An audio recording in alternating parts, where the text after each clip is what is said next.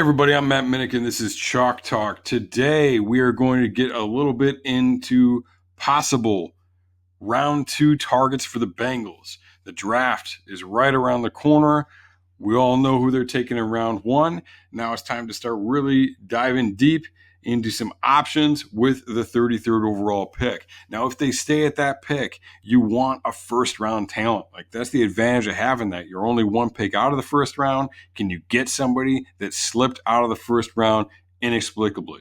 All right, so the first person we're going to talk about is definitely a first-round talent, but due to a poor combine performance, he's been slipping on boards, and he's somebody that could be around. And that's A.J. Epenesa from Iowa, 6'5", 275, defensive lineman.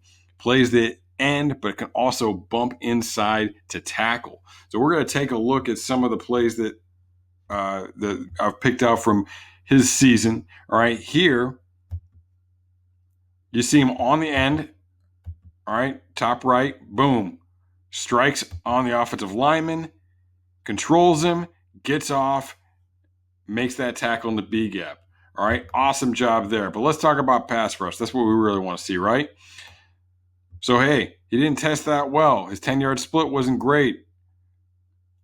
But he can get off the ball, right?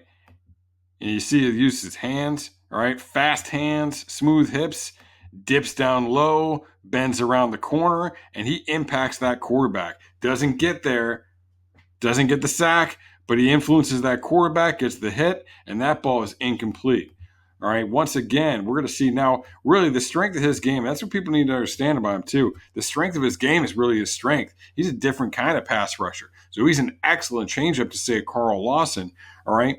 And he brings something a little bit different to the table. Here, he's bull rushing through on this tackle, right at the top. Guard gets in there, gets involved, all right, but he still fights through and gets involved in the play, right? Again, doesn't get to the quarterback, but he gets to the quarterback. He influences the quarterback, and that is a bad ball as a result. So he can influence the play without even necessarily getting all the way to the quarterback. But hey, he's got a ton of sacks as well, right? 11.5 sacks last year, 10.5 the year before, all right? And he is going to be the defensive tackle on this play. You're going to see right away he's going to sell to the B gap, and then boom, darts inside, basically untouched for the sack. All right, so awesome job here. So that's something else he can do. He can come inside, give you an interior pass rusher, put him next to Geno, all right? Take G.J. Reader out, who's a bit of a different type of guy, all right? And now you get a faster pass rush guy in there. Also, in those 3-4 eagle looks that the Bengals are running, he could be the 5 technique. All right, so that gives you a different kind of guy at that 5 technique, a little bit more pass rush, all right, possible upgrade there. So over Tupou, so real good guy that you can put into a variety of different situations. And remember, this team only has 3 edge rushers on their roster right now. Right, we want to talk about the lack of depth at linebacker. All right, there's a major lack of depth at the edge rusher position as well. It's nobody but Dunlap, Lawson, and Sam Hubbard. He's a different guy. Maybe he could be that stand-up guy. He probably could be that stand-up guy in the odd looks, in the 3-man front looks. But hey, he can bump inside and be that 5 technique as well. I think really that's what he is ideally suited to be doing. All right, now I'm going to talk briefly about Zack Bond. I think he's another great option at this spot. To me, he's the second best pass rusher in this draft after Chase Young. And he can do a lot of different things. We've seen him, play the run. He can drop off into coverage. But really, why do you draft him? You're not drafting him to be a linebacker. All right, maybe he can develop and help out in that area in some situations, things like that. But that's not why you're drafting this guy. You're drafting this guy to get after the quarterback. All right, look at him here. Look at that use of hands, speed off the edge, bend it around the corner. All right, awesome pass rusher. He does a great job. Woo. Clearing his hands there, getting to the quarterback. And I've covered it in a previous video where we talked about linebackers. He's in that video along with Patrick Queen, who we'll talk about next. So, be real brief with talking about these guys, but definitely go back and take a look at that video if you didn't see it before from the archives. This is Patrick Queen right here. All right, we're going to see goal line situation. Hole opens up. He fills it. Look at him make that hit, right? And stop the running back just before he can get across the goal line. All right. Now he's getting him pushed back. He's got some help from his friends here. And what does he start doing? He starts ripping at that ball, trying to get that ball out there. All right. So that's an excellent job there. All right. And he's also really good in pass coverage. So this is against Bama. All right. This is when I really first noticed him in that Bama game. This is when we were still as a Tua, as a Burrow.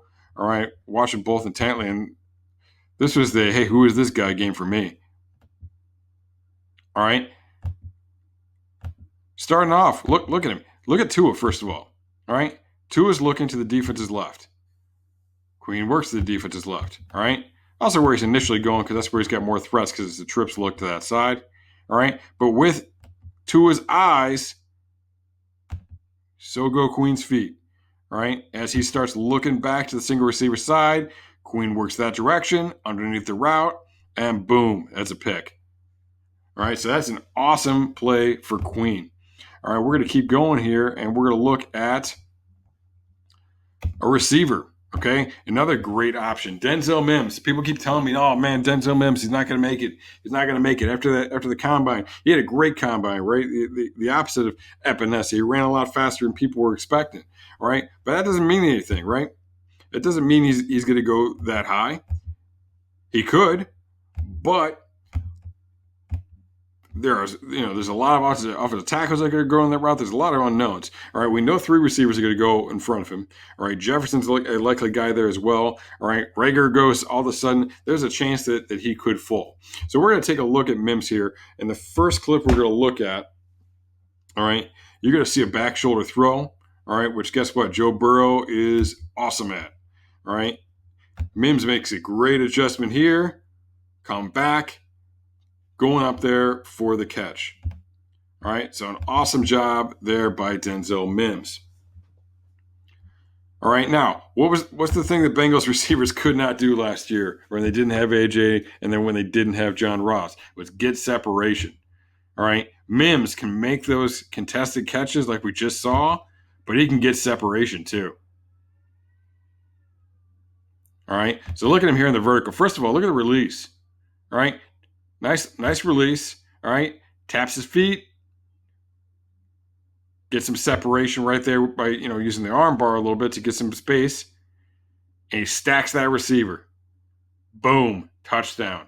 Awesome play. All right, so he can make the contested catches like we've seen Burrow throw, like we're going to be expecting a little bit in this offense, but he can gain some separation too. He has that speed. He can be a big play guy. All right, and it's not just separation in terms of running. Like they talk about limited route tree. Oh, he didn't do that much in college.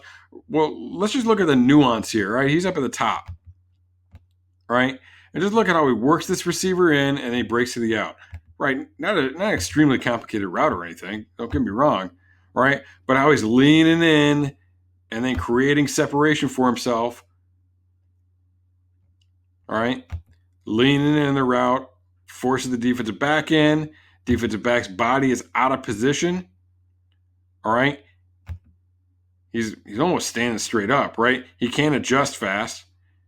And Mims is open on the out for another touchdown. All right, so awesome play. This is a really good player. Now, one guy who we're not really hearing a ton of buzz for this high in the draft, but I think could definitely even potentially be a first-round pick, is Brandon Ayuk.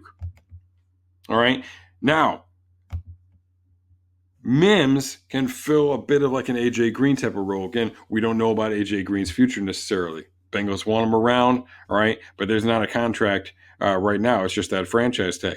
So we don't know about his future long term. John Ross is another guy, all right, potentially becoming a free agent if they don't give him the extension. So Ayuk fits really into the Ross role, all right. Hey, he didn't test crazy or anything, but the guy's got some speed.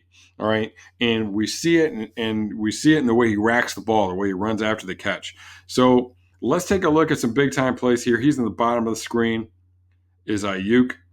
All right. First of all, we see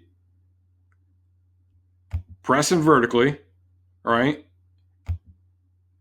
Works to the outside shoulder, then breaks in, Fits right in between the corner and the dropping backer. And slides right in between there, and he's not getting caught. All right. So awesome job there. Ayuk is a guy who, he is a little bit raw. All right. He was a junior college transfer, not a ton of experience, but high end potential. All right. And we already see that he's got some gifts with the ball in his hands. We're going to see down here at the bottom of the screen again, another slant route that he turns into a big time play. All right. This time it's not that linebacker dropping underneath. It's the angle from that safety trying to come down.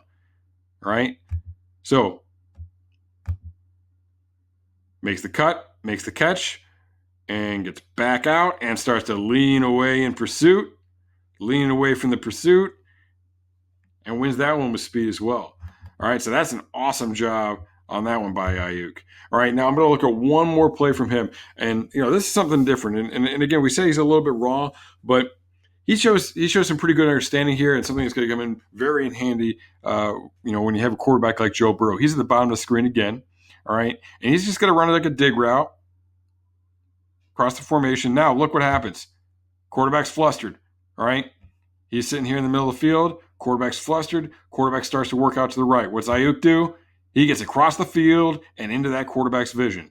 That is something you need when you got Joe Burrow, because you know Joe Burrow is going to be running around making crazy plays like that, all right, getting outside of the pocket. So he's got that awareness to do that, to be an outlet for his quarterback. And then, as we saw in the other plays, a potential once he gets the ball in his hands to be a big-time, big play guy, all right? But, hey, Matt, where's the offensive line? I want an offensive lineman. I hear you. We're going to talk about Josh Jones next. All right. Again, I think there could potentially be a run on tackles in the first round. So I don't know if it's going to make sense at the top of the second. I think there's a good chance that we see the top guard and maybe 7 tackles go in the first round. All right. Those are the things that can definitely happen.